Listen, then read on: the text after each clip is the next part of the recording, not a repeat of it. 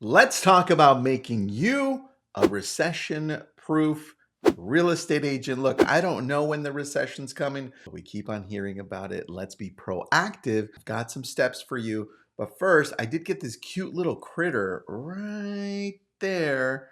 It's this little guy from Totoro. Do you remember the movie My Neighbor Totoro? Anyway, I got it for me because I like this. Anyway, let's go.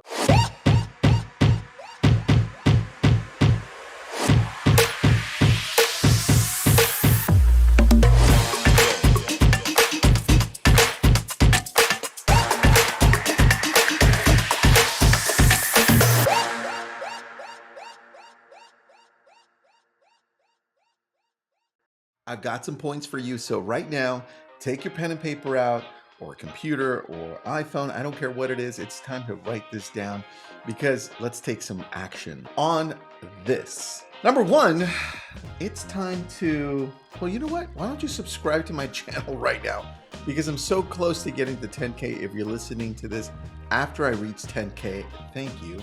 But I'm so close. Please subscribe, share it. This is good stuff. Number one, let's recommit to what we're spending right now. I want you to take a look at exactly what you're spending and investing your money in on a monthly basis, because sometimes some of the stuff that we have is really good, but we're not using it correctly, or we're not using it at all. So I want you to, if you're going to keep whatever this is, that amazing CRM, that amazing marketing piece that you have that you're like, I wanted it, and then you never used it, that stuff, I want you to take a look at it and say, can I use this now?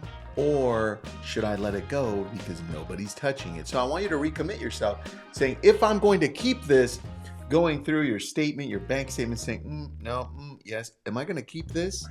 If you are, let's make a plan around it. When are you going to use it? When are you going to learn it? When are you going to take those actions to actually putting it into your business? Okay, that's number one.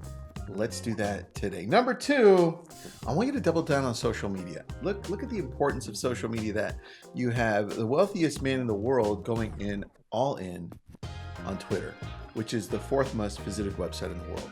Think about that. Are we not seeing something, or are we not aligned with where the world is right now? That's right, you're not. So the number second, number third, fourth, and fifth websites are all social media. The most visited websites in the world. It's YouTube's number two, Facebook's number three, Twitter's number four, and number five is Instagram. And then around 20-ish, like 19, 20, 21, you've got Reddit, TikTok, and LinkedIn. And TikTok is catching up. I want you to double down on it. That means that pick the one that you gravitate to the most and just go all in, because it's free media. It's free exposure. I want you to be posting daily on that. And then I'm just going to tell you, you're not doing enough. You're just not doing enough. I want you to go even more. I want you to go deeper into this. I want you to just jump in on YouTube. I want you to jump in on Facebook. I want you to jump in on Instagram, Twitter, everywhere that you can be. Because we have an opportunity right now to be in as many places as possible, and this stuff is free. Once people click on it, all of a sudden they get hooked on it, because guess what? Facebook and Instagram and TikTok, it keeps on showing them you, because that's how the algorithm works. Look, I've done videos on this before, the LCM one, the social media one. Go look at those, but you need to go deep in on this. There is no excuse, right? Now is the time to do this, because during a recession, the best thing to do is to go in on things that are absolutely free, but can give you the most exposure. And this is it. You're overthinking it and you're not doing enough. Get on it. Choose one to start and then go everywhere. Number three, I want you to take a look at the Google plan that I had, which is Google 5. And I want you to now analyze where are you when it comes to Google? And that was the number one most visited website in the world. And this is according to Wikipedia. Number one. Think about this. Everyone goes to Google. Your competition goes to Google. Google homes for sale in whatever city you're in right now. Do it about 2 or 3 times and you'll see your competition. They'll pop up there because they want to show up. Zillow, Redfin, Realtor.com, everyone is doing it. And this is how they've been able to penetrate the market over the years. So you're no different. So now think about how you can approach this. I want to do these 5 things. I went into them. Could you say that again? sorry, I'm having trouble. That's how important this is that Siri had to stop me and say, can I say that again? So here it is. These are the 5 things for Google. Number 1, you need to go in on Google PPC. That's Google pay-per-click. You need to find a company out there like a YLobo, which is the one I use, to help you create Google pay-per-click ads. Right? That's number 1. Number 2, start thinking more about Google SEO. SEO is not dead. It's never been dead. Is it getting crowded? Yes. But you have the opportunity in your niche area to talk more about the things that are happening in that area than Zillow, than Redfin, than Realtor.com. They can't beat you because you live there. You just have to go ahead and take that into social like YouTube and talk about it there, and then maybe throw out a blog, maybe once a week, because that's 52 in a year, right? Think about that. That's Google PPC, Google SEO. What about YouTube? That should be part of your Google 5 plan because it's owned by Google, right? Think of when you type something up, what pops up? A video. And where is that video? It's on YouTube. Google reviews. Stop sending your reviews to Zillow or to anywhere else. You get Google juice when you throw them onto Google reviews. And number 5, you need to be working on your Google My Business page. And then once that's ready to go and the reviews are up, you need to start working on local service ads from Google. That means you're going to pop up at the top when people type in realtor in the city. Well, Google now has an option for you to pay to show up at the top. Now, there are a lot of realtors out there, but if you have a lot of reviews and you actually pick up the phone when people call you, that will definitely help you more. So that's number 3. Number 4, marketing. Do not let go of the marketing. It's interesting how sometimes I hear people say, it's time to cut all your marketing during a recession, and I'm telling you the opposite. I want you to go deeper into marketing because marketing allows you to connect with your sphere and your past clients, those people that already know you. Now, this is the marketing that I want you to talk about. It's not a generalized marketing. I'm being very specific here. And I wrote this one down. Number 1, if you're not doing a weekly newsletter, it's time to start. Newsletters are up. Email is up. That means people are opening up emails more. They're looking forward to newsletters. They're subscribing to newsletters.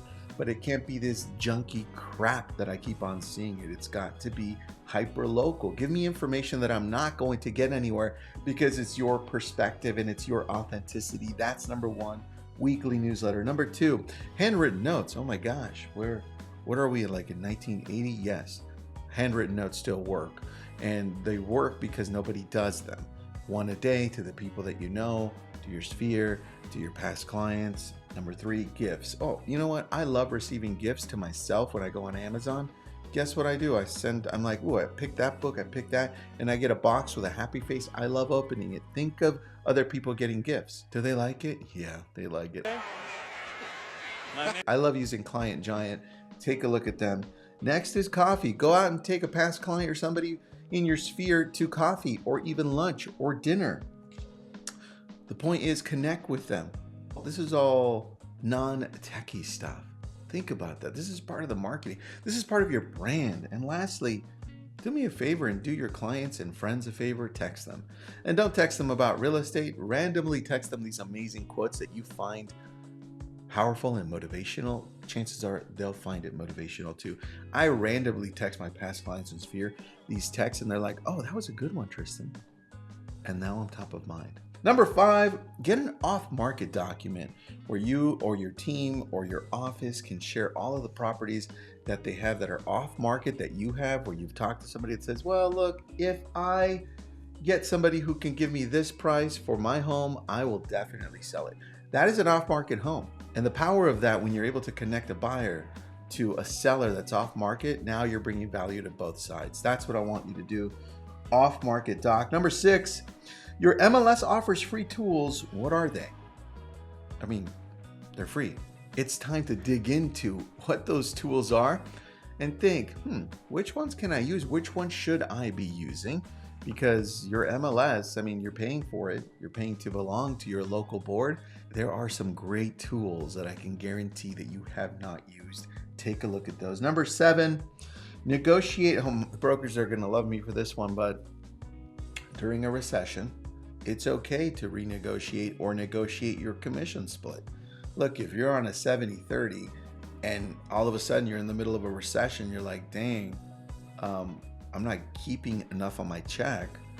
Maybe it's time to go up and say, hey, can I do an 80-20 just through the recession? I don't see why a broker wouldn't tell you no. They want to keep you, and if you produce more, right, this will only give you an incentive to produce more. I don't see why that's not a good thing to do. So renegotiate your split. Number 8, stay up to date with real estate news around the nation. Your clients will love you. They're thinking like, should I buy a home right now? Right now where we're at, there's inflation, right? So should I buy a home during inflation? I'm seeing all around the news and media, they're saying, there's a housing crash coming, there's a bubble. Can you give me? Be that resource that helps your clients understand what's happening right now so that they can feel confident that they've chosen the right person to go with. And the only way to do that is to continually consume information. I'll tell you right now, go to my YouTube channel, subscribe to it. I'm doing these daily now, so you can stay up to date as to what's happening in the real estate world. Go to Keeping Current Matters. I love Keeping Current Matters because it's so inexpensive and they give us all this great information as well. And number 9, I have a few more, but number 9, let's wrap up with number 9 here. I want you to take time to recategorize your CRM. That means go to your sphere, go to your past clients, go to your core sphere and core past clients, and all those incoming buyers, and start categorizing them as A, B, C, or D. If they're your sphere and your past clients, and A looks like they've given you a referral, B looks like, well, you asked and they would give you a referral, C is they'll probably give me a referral, but I've never asked, and D is they will never give me a referral, probably because I screwed up or who knows why, but they just don't like me and I don't like them. And on the other side, buyers A would be they're pre-approved and ready to buy now within now to 3 months. B is they're not pre-approved, not pre-qualified, but they want to buy now. C is about 3 to 6 months out, and D is 6 months and over. That's how we categorize and we simplify it. Hope you enjoyed this one. Subscribe, share it, and I will see you again whenever I see you on YouTube or social media. Thanks.